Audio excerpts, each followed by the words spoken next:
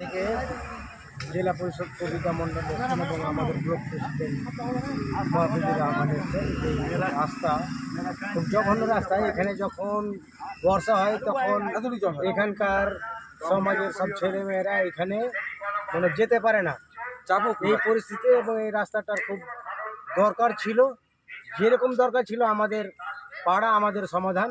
এইভাবেই আমাদের পশ্চিমবঙ্গের সরকার মাননীয় মুখ্যমন্ত্রী যেভাবে ছোট ছোট রাস্তার উদ্যোগ নিয়েছেন, তার মধ্যে এটা আমার মনে হয় যে খুব ভালোভাবে এই রাস্তাটা যেরকম ছিল এই 1,16,193 টাকায় অনেকখানি এখানকার পাবলিক সুবিধা পাবে এবং রাস্তাটাও হয়ে যাবে।